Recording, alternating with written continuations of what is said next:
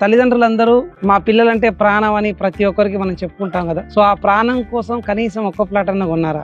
ఎక్కడ కొంటాం సార్? డబ్బులే లేకపోయా పిల్లల ఎడ్యుకేషన్ తోటే ఇబ్బంది అవుతుంది. సో ఎడ్యుకేషన్ ఎంత ఇంపార్టెంటో పిల్లల కోసం ప్లాట్ కొనడం కూడా అంతే ఇంపార్టెంట్. ఎందుకు ఈ మాట చెప్తున్నానంటే, నీట్ లో సీట్ వచ్చి, ఇంజనీరింగ్ లో సీట్ వచ్చి 1 year బ్రేక్ తీసుకొని నెక్స్ట్ ఇయర్ చదువుకోబేట, ఈ సంవత్సరం డబ్బులు లేవు నెక్స్ట్ ఇయర్ చదువుకో అని చెప్పే ధైర్యం ఏ తల్లిదండ్రులకైనా ఉందా? ఎందుకంటే అది భవిష్యత్తు, చెప్పలేము కూడా. మరి ప్లాట్ భవిష్యత్తు కదా. గ్రాడ్యుయేషన్ అయిపోయి హైయర్ ఎడ్యుకేషన్కి వెళ్ళాలంటే కూడా, అబ్రాడ్ ఎడ్యుకేషన్కి వెళ్ళాలంటే కూడా ప్రాపర్టీ కావాలి కదా. మళ్ళీ మనం మార్టిగేజ్ ప్రాపర్టీ బ్యాంక్ చూపించినాకనే వాళ్ళకి ఎడ్యుకేషన్ కోసం పంపించడానికి అవకాశం ఉంటుంది. అప్పటికప్పటికి డబ్బు కావాలంటే, అప్పు కావాలన్నా కానీ ప్రాపర్టీ చూపించాలి కదా.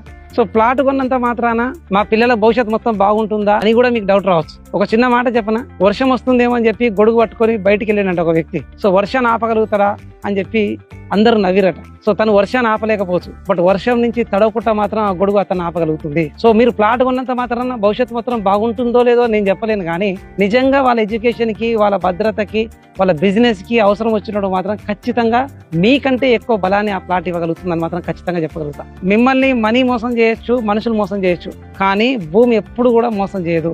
కనీసం ఒక్క ప్లాట్ కొని పెట్టండి. సో వాళ్ళ ఎడ్యుకేషన్ కావచ్చు, వాళ్ళ బిజినెస్ కావచ్చు, వాళ్ళ భవిష్యత్తు కోసం ఖచ్చితంగా భరోసాగా అండగా నిలుస్తుందని మాత్రం ఖచ్చితంగా చెప్పగలుగుతాం. So do invest in real estate and create a legacy for your next generation. Good luck.